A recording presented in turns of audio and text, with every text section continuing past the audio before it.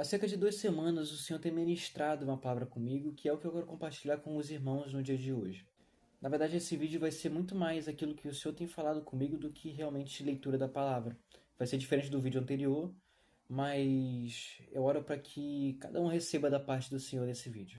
E o tema do vídeo de hoje é Tudo é perda. Tudo é perda para ganhar a Cristo. Ou pelo menos estamos aprendendo a considerar tudo como perda. Vamos entender um pouco melhor sobre o que essa palavra significa. Tudo é perda.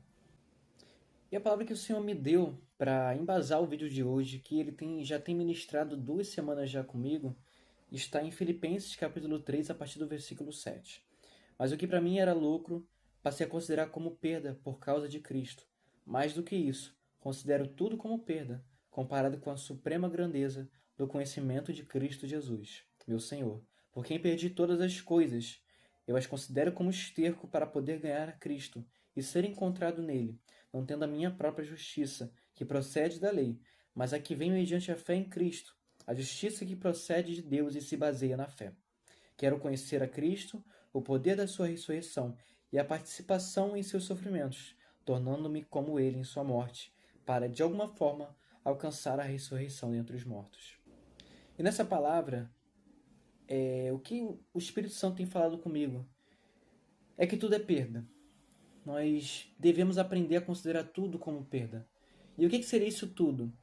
Na verdade, existem muitas coisas boas que o Senhor criou para que a gente desfrute, para que a gente aproveite, para que a gente faça, para que a gente realize.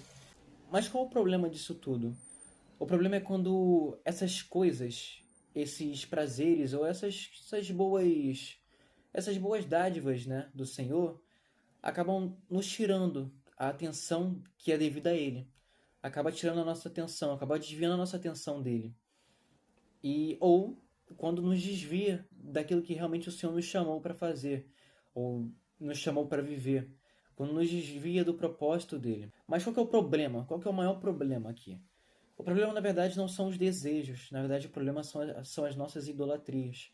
As idolatrias do nosso coração. Idolatrias essas que não só desviam a nossa atenção do Senhor, mas elas mesmas se tornam o Deus da nossa vida.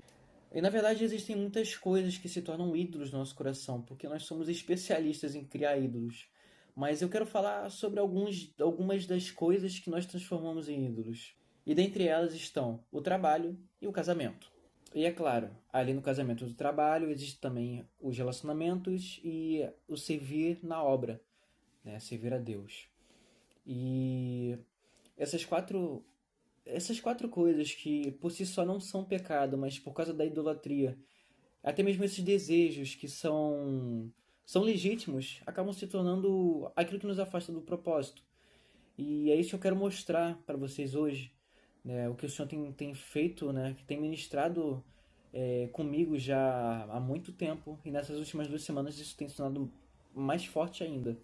E o Senhor falou comigo sobre uma palavra que está em Gênesis. A primeira palavra que nos dá a certeza de que trabalho é bom é porque está escrito assim em Gênesis capítulo 2, versículo 15.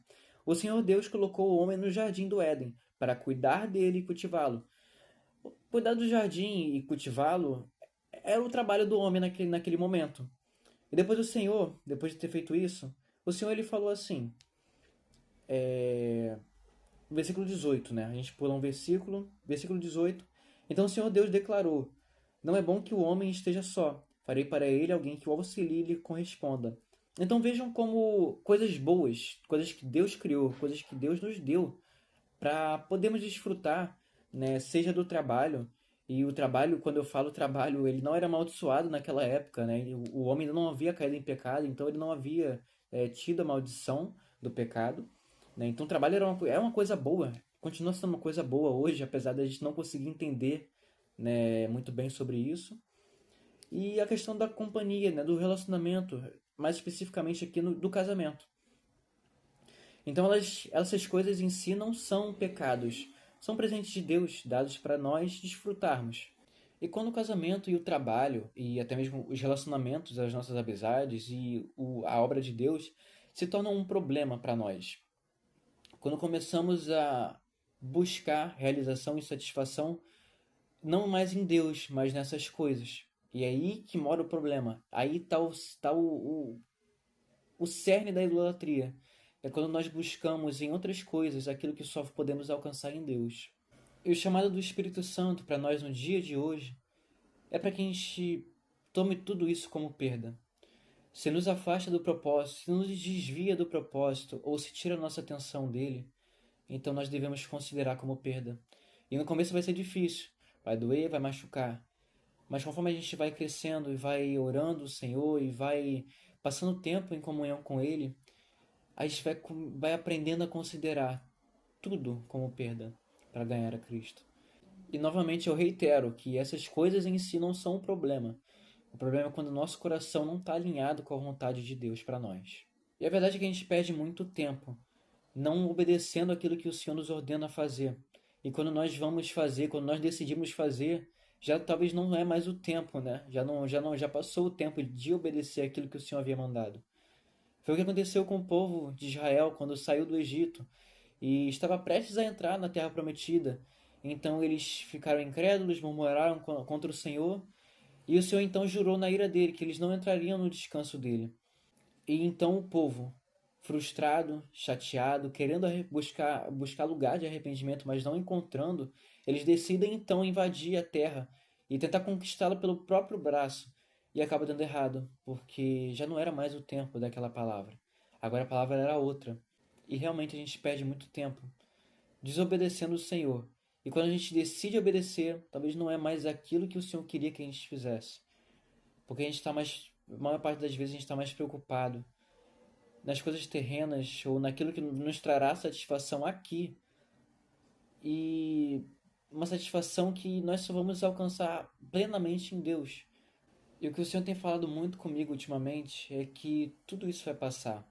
Não importa quanto tempo a gente perca aqui, fazendo 1 milhão de coisas, o que vai valer realmente é o que for feito para a glória de Deus, porque isso permanecerá, mas o resto, tudo vai passar, tudo é passageiro. Então esse vídeo é um chamado para cada um de vocês que estiverem assistindo esse vídeo.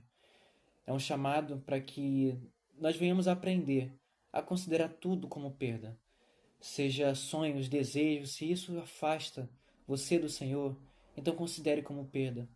Ainda que no futuro o Senhor venha dar todas essas coisas para você, mas primeiro você precisa vencer toda a idolatria, tudo aquilo que faz você acreditar que são essas coisas que nos satisfarão, quando na verdade nós só encontramos satisfação verdadeira no Senhor, na comunhão com o Senhor.